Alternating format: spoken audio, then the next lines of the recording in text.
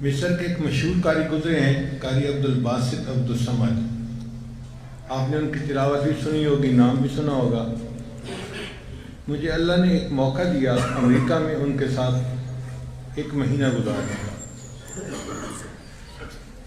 وہ ایک مہینہ ہم ایک ہی جگہ پہ گزارا ہم نے۔ وہ قرآن مجید کی تلاوت کرتے تھے، اور جیسی مجلس ہوتی اردو میں یا انگریزی میں اس کے متعلق کچھ تھوڑی بات چیت کر دیتا تھا۔ وہ مجھ سے بہت محبت فرماتے تھے۔ ایک مرتبہ انہوں نے قرآن مجید پڑھا تو لوگ بہت خوش ہوئے ان کی تلاوت سن کے، اور واقعی اللہ نے کیا ان کی آواز کے اندر جاذبیت رکھی تھی کہ دل کھنچ جاتا تھا۔ تو اس بندے نے ان سے پوچھا کہ قاری صاحب، آپ نے کبھی قرآن پاک کا معجزہ دیکھا؟ تو وہ کہنے لگے کہ ہاں، میں نے قرآن پاک کے کئی معجزے آنکھوں سے دیکھے۔ اس نے کہا کوئی ہمیں بھی سنائیں۔ تو قاری صاحب نے یہ واقعہ سنایا۔ کہنے لگے کہ مصر کے ایک صدر گزرے ہیں، شاید جمال عبد الناصر کا نام لیا تو یا کسی اور کا۔ کہنے لگے کہ وہ رشیا گئے کسی کام کے لیے، تو جب میٹنگ مکمل ہوئی تو رشیا کے جو لوگ تھے گورنمنٹ کے، انہوں نے کہا کیا تم مسلمان بنے پھرتے ہو اور پسماندہ قوم ہو اور یہ ہے اور ذلت میں پڑے ہوئے ہو، تم اگر ہماری طرح کمیونسٹ بن جاؤ تو ہم یہ ریڈ بک تمہیں دیتے ہیں، ترقی یافتہ قوم بنا دیں گے۔ اب بادشاہ نے اپنی طرف سے کچھ بات تو کی، لیکن دل کو تسلی نہیں ہوئی کہ مجھے جیسے اسلام کی نمائندگی کرنی چاہیے تھی میں نہیں کر سکا۔ کچھ چند مہینے کے بعد ان کو دوبارہ چکر لگانا تھا۔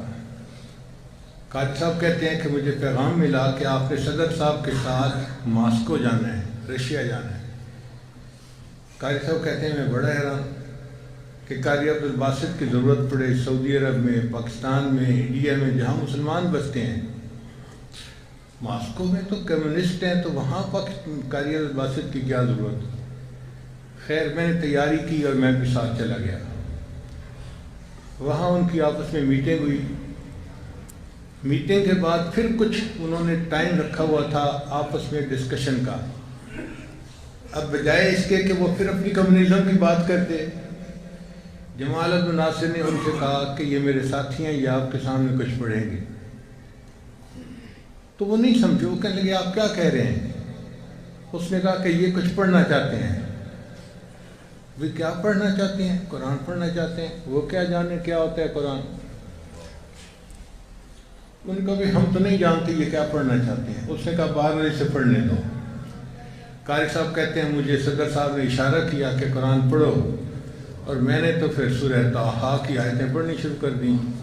طٰہٰ ما انزلنا علیک القرآن لتشقیٰ الا تذکرۃ لمن یخشیٰ، حتیٰ کہ میں ان آیات پہ پہنچا جن کو سن کر کسی زمانے میں سیدنا عمر فاروق لانو بھی ایمان لے آئے تھے۔